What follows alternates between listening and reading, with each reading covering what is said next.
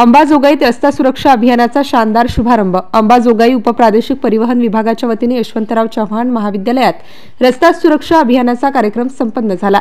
या अभियानानिमित्त विद्यार्थ्यांना मार्गदर्शन करण्यात आले। या कार्यक्रमास प्रमुख पाहुणे म्हणून स्थानिक आमदार नमिताताई मुंदडा, पोलीस उपअधीक्षक चेतना तिडके, उपविभागीय अधिकारी झाडके, उपप्रादेशिक वाहन अधिकारी राहुल जाधव यांच्या उपस्थितीत कार्यक्रम संपन्न झाला। या प्रसंगी आरटीओ अधिकारी, विविध क्षेत्रातील मान्यवर व विद्यार्थी मोठ्या संख्येने उपस्थित होते। एमसीएन न्यूज मराठीकरिता परमेश्वर वैद्य, बीड। म्हणून आता आपण इकडे सगळेजण यंग आहेत, म्हणजे all have just started and entered into. आता काही लोकांकडे ऑलरेडी लायसन्स आहे की नाही I don't even know that.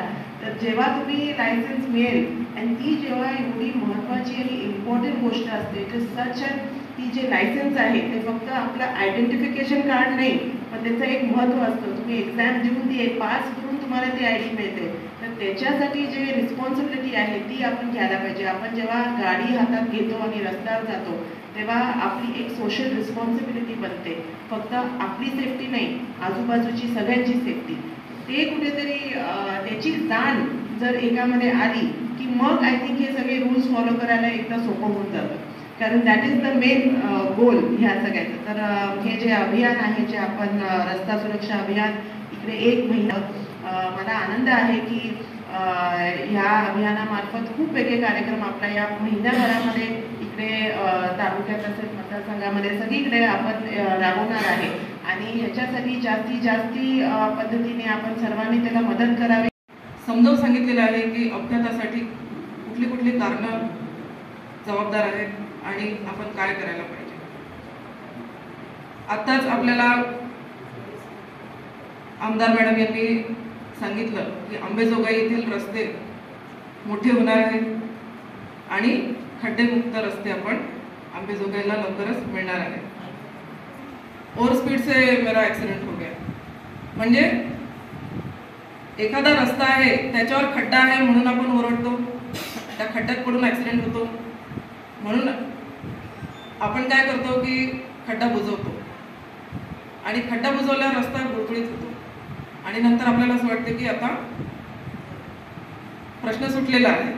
परंतु असं होतं का? होतं का सांगा?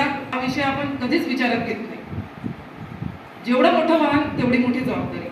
आता मी परवा तिडके मॅडम, या कॉलेजचे प्राचार्य शिक्षक सर, पूर्ण प्राध्यापक वृंद, विद्यार्थी मित्रांनो आणि सुज्ञ अशा अंबाजोगाईकरांनो, मगाच राहुल जाधव सरांनी या रस्ता सुरक्षा अभियानाच्या अनुषंगाने अतिशय डिटेल विवेचन या ठिकाणी केलेलं आहे। रस्ता सुरक्षा सप्ताह आपण पाठीमागं प्रत्येक वर्षी साजरा करतो, परंतु यावर्षी त्याचं व्यापक स्वरूपामध्ये त्याने असं 1 महिनाभर असं हे अभियान राबवायचं असं ठरवलेलं आहे। परंतु हे महिनाभर किंवा साप्ताहिक हे राबवण्यापेक्षा आपण जर रस्त्यावरील सर्व नियमांचं जर काटेकोर पालन केलं वर्षभर, तर राहुल जाधव सरांनी ज्या गोष्टी सांगितलेल्या आहेत आणि अल्टिमेटम नियम आपला असा आहे की बाकीचं नुकसान आपलं काही झालं चालेल, परंतु जीवितहानी झाली नाही पाहिजे, जीवितहानी झाली नाही पाहिजे। आणि प्रामुख्याने आजच्या या रस्त्या अपघाताच्या अनुषंगाने जर आपण बघितलं तर फार मोठ्या अपघातामध्ये मृत्यू पावण्याची संख्या भारतामध्ये जर 7-8 असेल 100पैकी जगामध्ये, तर माझ्या माहितीप्रमाणे आपल्या सर्वांसाठी हा खरंच विचार करण्यासारखा विषय आहे।